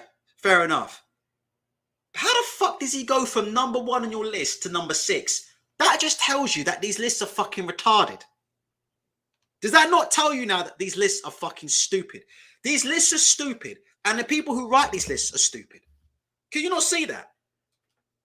How does he go from number 1 to number 6? He stepped up against a top-level, undefeated fighter, a weight class above, and he lost on points. Okay. He's still one of the pound for pound best fighters. He's still one of the very, very best pound for pound fighters in the sport, though, right? I mean, he's right up there, isn't he? He's got to be right up there. I mean, just think about the logic of this, right? Imagine if Terence Crawford went up to...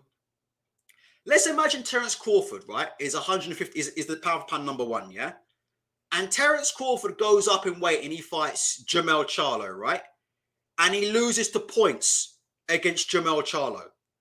And then Ring Magazine would say, yeah, Terence Crawford goes all the way from number 1 to number 6. Well, for what? I mean, it's nonsense, isn't it? How do you go from number 1 to number 6 when you move up a weight class and take a risk and fight an undefeated world champion, a top quality undefeated world champion, who's going to have the size, reach, and height advantage over you going into the fight? And you lose on points. And apparently now you're no longer number 1, you're now number 6. This should tell people that these pound for pound lists is stupid. Stop arguing about pound for pound lists.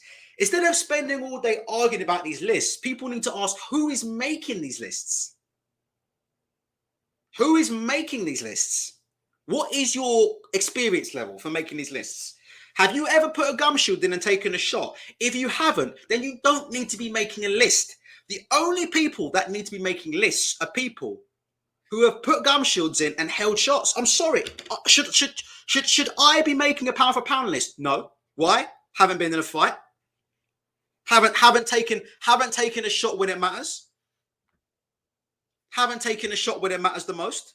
So it's not my position to start making. I think it's bizarre, and I just think more people need to ask questions about, who's making these stupid lists. Like Mike Coppinger has a pound for pound list for ESPN. Mike Coppinger. Why has Mike Coppinger got a list for? I mean, are you kidding me? I'm trying to figure out, people are getting upset, why is this guy making a pound for pound list? I mean, are you serious? Why is this guy making a pound for pound list? It's laughable.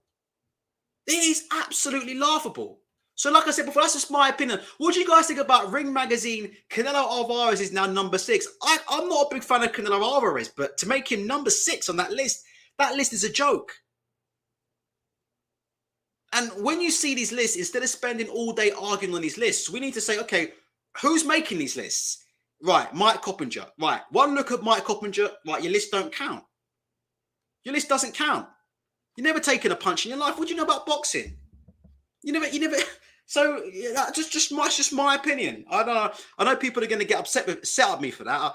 I'll probably have the Virgil Hunter crew coming after me. But for me, who are making these lists? Who has said that Canelo's now number 6? To me, it shows you that those pound for pound rankings are a clown show. I can't believe I'm sticking up for Canelo, to be honest. You know what I mean? I can't believe I'm sticking up for Canelo, but it is what it is. Ring Magazine's ratings are a joke. But then again, look who we've got doing it. We've got this guy making the rankings. Look. Who's making these lists? Who's making these lists? Dougie Fisher. Okay. What's your experience in the ring? What's your experience in the ring? What's your experience in the ring for you becoming the big? What's your experience in boxing for you to tell us who's the most skilled fighter in boxing? What's your level of credentials? What are your credentials? And the answer is you don't have any credentials. I'm just being honest. I don't know why this is controversial, but people are what they are. People get upset at me for saying this stuff, but I don't know. It is what it is. Josh Taylor's been stripped of his WBA, by the way. That's just come out, by the way. So if you're joining us, Josh Taylor has been stripped of his WBA. So he's no longer undisputed. To me, like I said before, should be match Jack Catterall, but it is what it is. Brian Murphy says Usyk isn't even number 1 at heavyweight. Nah, Usyk. For me, to be honest, when Usyk beat Anthony Joshua, I thought he was the best fighter in the world anyway. So I'm fine with Usyk at 1. But it's just dropping Canelo like that. You drop him from 1 to 6. Lomachenko at 7. Lomachenko was number 1. He lost 1 fight to Teofimo. Lomachenko is another example. Lomachenko was number 1 pound for pound fighter, right? He stepped up a weight class against an undefeated Teofimo Lopez, and he lost, which in my opinion was a close fight, right?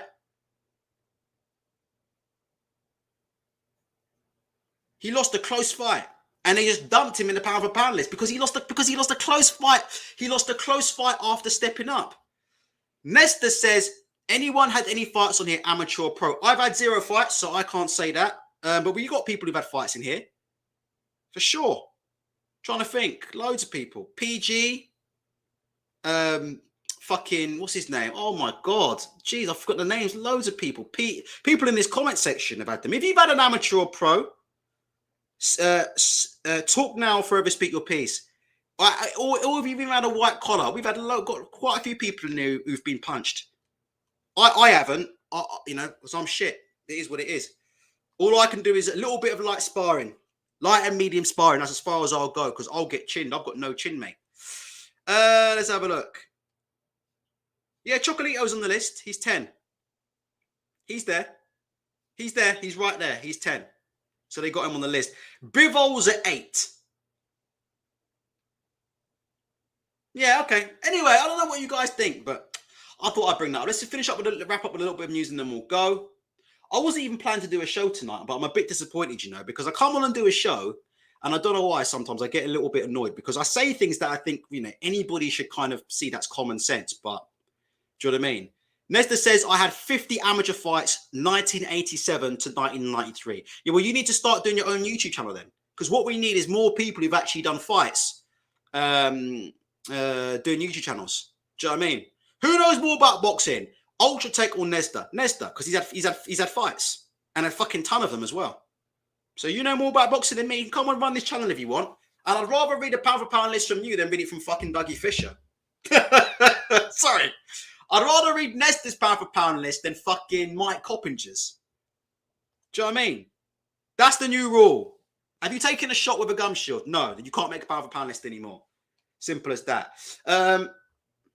This is confirmation of Josh Taylor. Josh Taylor's been stripped of his WBA super lightweight world title as he's not going to face his ordered mandatory challenger, Alberto Perillo, next. ABB says, I had one spar in the same gym as Michael Watson. At least you put the gloves on. Do you know what I mean? At least you put the gloves on and had a crack. Do you know what I mean? Listen, I'll say this in closing. I'll be honest with you. I was shit. I was always garbage. I don't spar, but you know what it is? Let me say this in closing and I'll wind this into Tony Yoka, yeah? So let me explain this, right? So on Monday, right? I went to my gym on Monday. Monday lunchtime, I went to my gym, right? And there were 2 guys there, 2 mates, both 90 kilos, big guys. And they were putting the shots in. And I went in there with them. Obviously, they didn't hit me too hard because I'm a lot smaller than 90 kilos, yeah? And they were nice, you know what I mean? I got a little bit buzzed a couple of times, but you know what I mean? They could have got me out of there in 30 seconds, do you know what I'm saying? But, so I'm not going to lie to you and tell you it was all out warfare because it wasn't, and I can't handle that. But even I was saying to these guys, yeah? I was saying, look, make sure you do your technical sparring because it's not good to turn up every Monday and keep taking head trauma. Nesta, what do you think about that? Give me your opinion on that before we go, Nesta. I'm not a big fan of fighters taking head trauma. Constantly. And, I'm not a big fan of sparring wars. I'm not a big fan of that. If you're preparing for a fight, then absolutely, you need to go through that moment of truth. I'm not questioning that. If you're going to have a fight, white collar, amateur, whatever, yeah, you need to go through that fire. No question about it. But for me, if you're like me, if you're just one of them idiots who likes to do it just for a laugh, yeah, then you don't need to be taking a lot of head trauma constantly. Do you know what I mean? And that's just my opinion on it. And that's something that I try and manage in the ring. Not taking too much trauma to the head. And that's what happens, you go to gyms and you start sparring every week, sparring every other day or something. And I see guys that do that in the gym. They're addicted to sparring. I love it myself when it's controlled, but they're addicted to it. And they're sparring constantly. And it's just, for me personally, I think it's not great to take that much head trauma. Dominic King would agree. I mean, some people say that, when fighters have these injuries at the end of their career, and they have cognitive decline and stuff, a lot of professional fighters say that's not actually the fights. That's the sparring leading up to the fights. Was it Tyson Fury who said that? Somebody high profile said that recently as well. It's not just the fighting that does that to you. It's all around the sparring leading up to the fight. All that fucking head trauma you're taking on. And don't get me started about head guards either. There you go. Marco's had 53 amateur fights. There you go. Marco's had 53 amateur fights. There you go. Nesta says, 100% you right. If you fresh, it's better. You got concussion and don't know it. Like I said before, too much. Do you know what I mean? Too much, man. That's my opinion. So when I go in, it has to be full speed for me. Full speed. There's no point in sparring if it's not going to be full speed. Like I said today, make sure when you hit me, it's full speed. But just, try your best in it. Don't load up on the shots. And I was in the ring today with somebody who could have got me out of there in 10 seconds flat. And that guy was mainly, on the back foot and holding the center of the ring. What they could have done now, that was hard sparring. What would have happened is, because it's a very small ring as well, they would have cut me off and just kept throwing until one stuck and I would have been out of there. Simple as that. Simple as that. But they took the center. I held the center. And again, it's important to throw, you need to throw good shots. Do you guys understand what I mean? I'm going to get off now. But do you understand what I mean? You need to throw good shots. There's no point in getting in there. I'm not talking about tippy tap. I'm not talking about throwing half speed, yeah?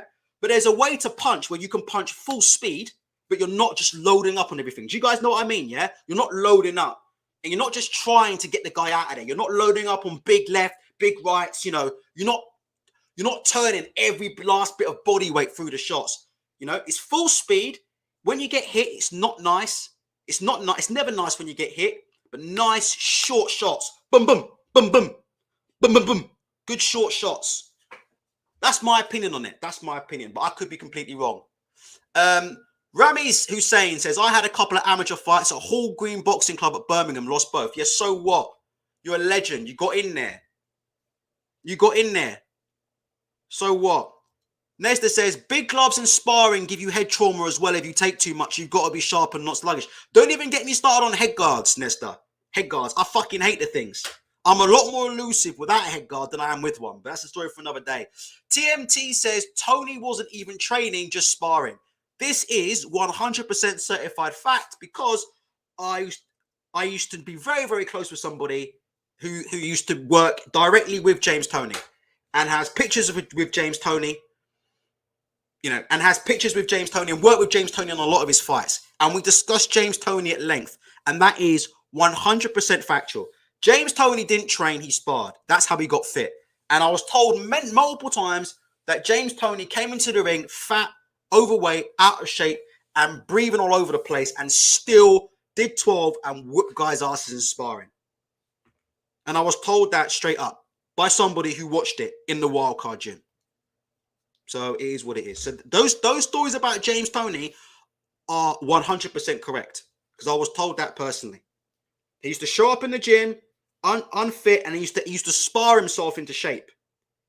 And he was still better than pretty much anybody as well. But he took a lot of head punishment, didn't he? James Toney took a lot of head punishment. And if you look at James Toney now, he's not very cognitive, is he? Like, you see him, the way he talks, he's got that slur in his speech, he's very slow.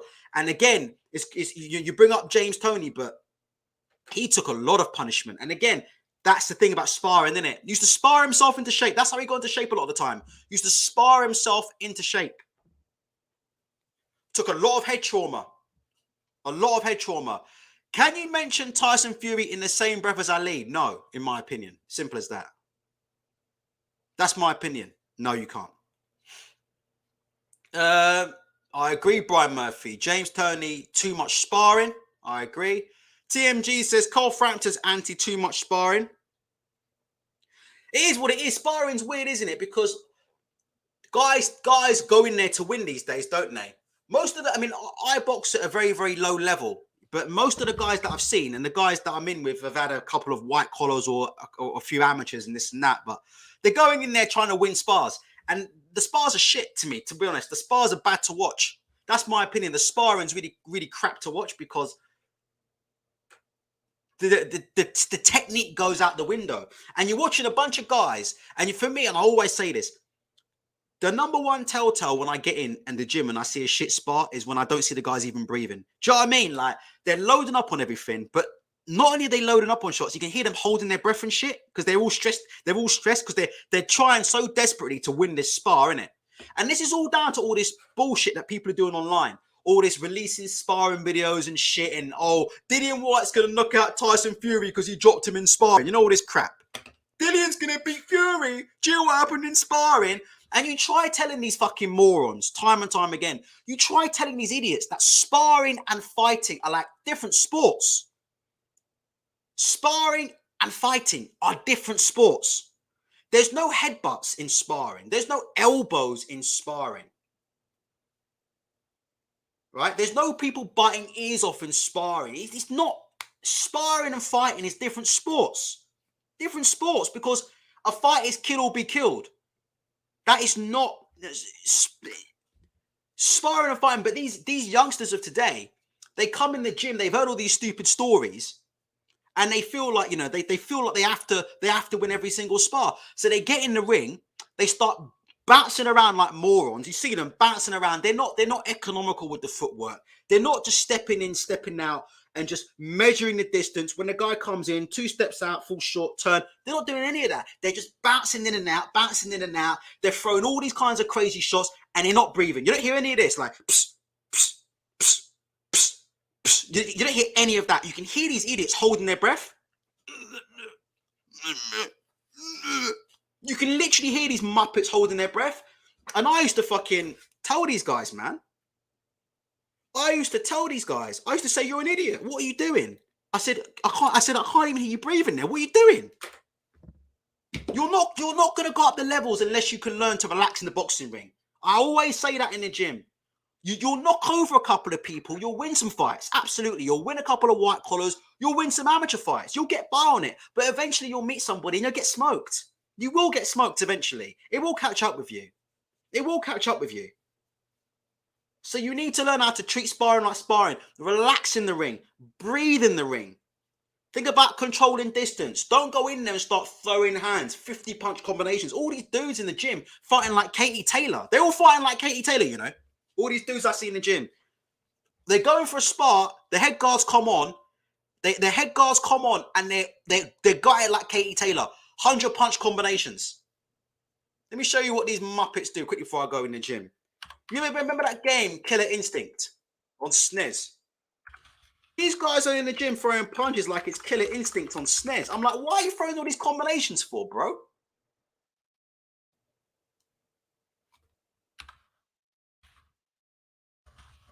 Why are you in there throwing all these combinations, lad? Just relax yourself, innit? You need to relax yourself, bro. It's a spar. Relax yourself. Feel your way around the ring. Work on things. Get used to distance. These dudes don't listen. These dudes are in the gym doing this shit, look. These muppets rock up in the gym thinking they're TJ Combo and shit. Look, I'll show you, look. This is how these dudes sparring in the gym. There you go, look. Every time I go in the gym, yeah, and I see the head guards come on, yeah. Every time I go into my ABC and I see the head guards come on, this is what it looks like. But these dudes throwing 100 punch combinations. I'm like, what the fuck you doing, man? I'm like, no, just chill, man.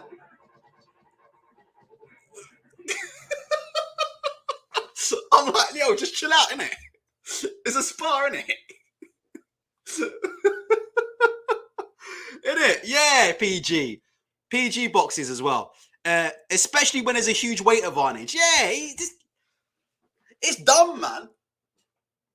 It's dumb. I think there's a way to do it. That's my opinion. I think there's a way to spar. But like I said, look, we all need that moment of truth. I've been dropped before. I'll be honest with you. I can't really handle that hard sparring, to be honest, because it's a bit too much for me, because I'm not really conditioned for it. It's not really for me. Having said that, I will say one thing. I have trained 6 out of the last 7 days. So maybe that's going to change. Maybe that will change. Maybe that will change, because I've been training 6 out of the last 7 days. And I've dropped a little bit more weight. So maybe we'll see. Look. Here you go, TMT. This is what it'd be like. Look. This is what I see. This is what I see in my amateur boxing gym.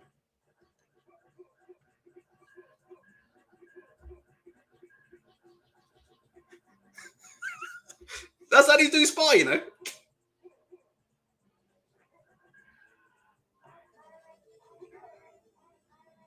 That's how these muppets spar. Right, let's have a look.